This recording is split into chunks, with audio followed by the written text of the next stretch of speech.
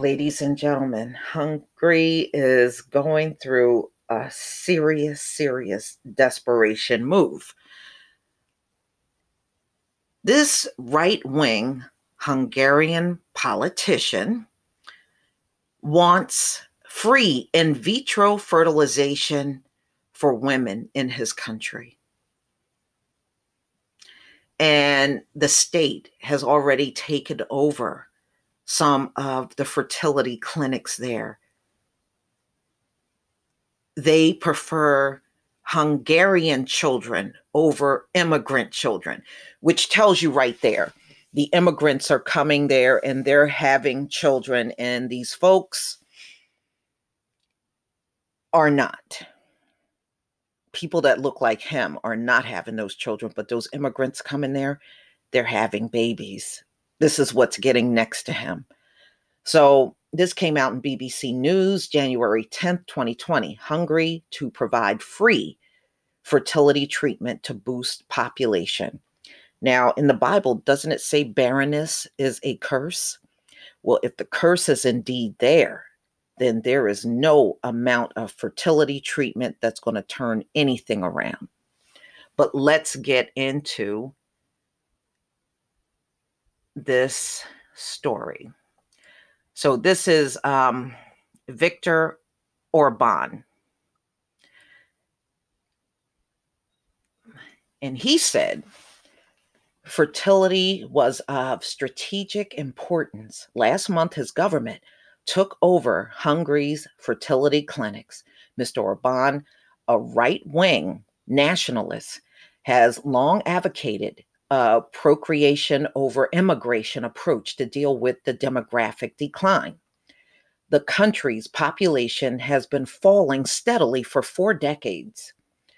Mr. Orban described details of his fertility policy on Thursday after bringing 6 fertility clinics under state control in December.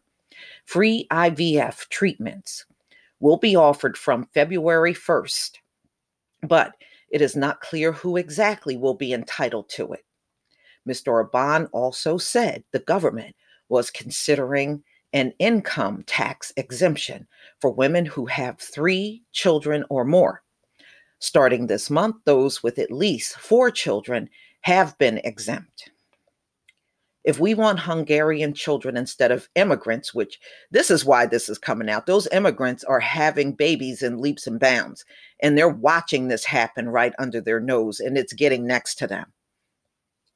And if Hungarian economy can generate the necessary funding, then the only solution is to spend as much of the funds as possible on supporting families and raising children, the prime minister said. Mr. Orban, who has been prime minister since 2010, has based his campaigns on opposition to immigration.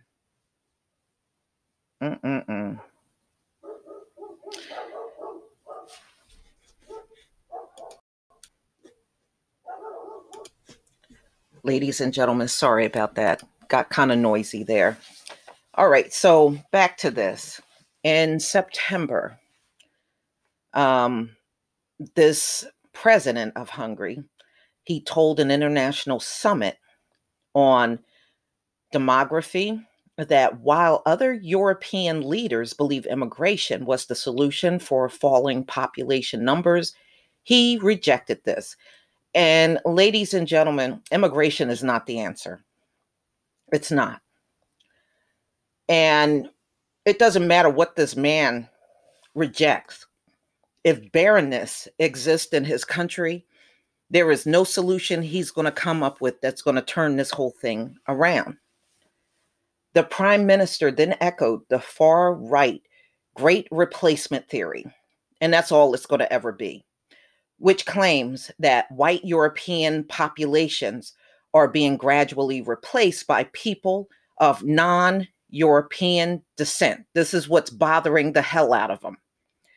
If Europe is not going to be populated by Europeans in the future, and we take this as given, then we are speaking about an exchange of population to replace the population of Europeans with others. Mr. Orban told the conference at the time, well, if you can't do anything about your low birth rate, then what you just said is inevitable. There are political forces in Europe who wants a replacement of population for ideological and other reasons. Huh. I don't think that's it, but let's go on. Focus on population. With an estimated birth rate of 1.48. Now remember, they need a 2.1 in order to sustain a population. And they're at a 4.18, so they are way below.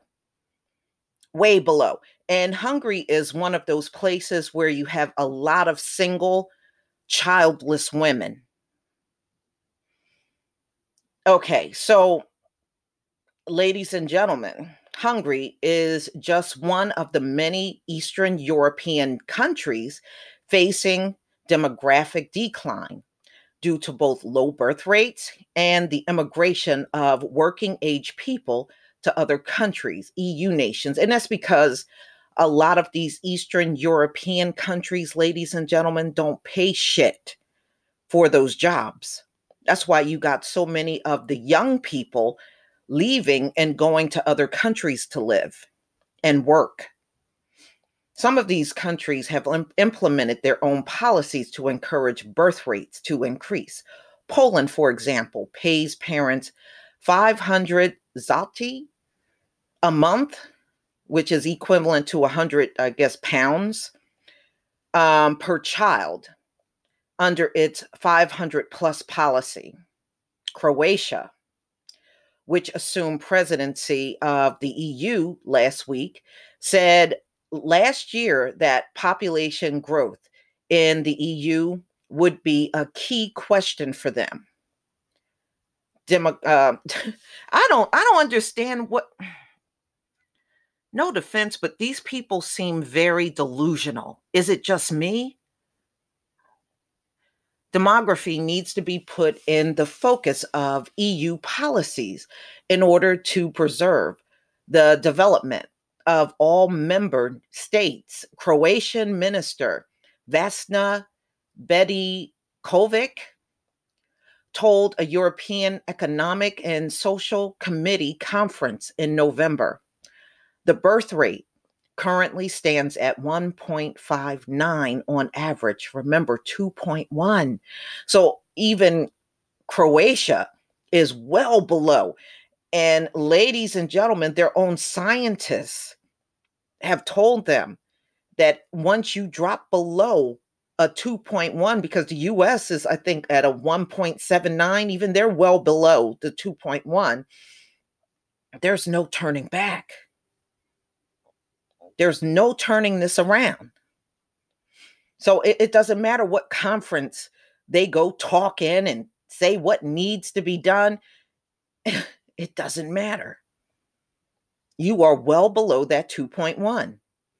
This is why Croatia has recognized demographic revitalization as a key question for its further development. Well, I think these people are dreaming. And like many nations with low birth rates, they are not accepting it. When, ladies and gentlemen, I guess they're going to have to see for themselves that this thing can't be turned around. But this is the story coming out of Hungary from the BBC News. And as you can see, these nations, ladies and gentlemen, let me tell you something. I was living in Germany at one point in time. And even back then, in the 90s, even back then, there were tons of houses sitting empty on the economy because they didn't have enough people to buy and occupy those homes. There were a lot of them back then. And I'm sure there's probably even more now. And the birth rate was low even back in the 90s. Their birth rate was below replacement rate even back then. So y'all, please tell me what you think. Those are my neighbor's dogs. Please leave your comment and subscribe. Don't forget to hit on the notification bell, and I'll see you on the next video. Peace, family.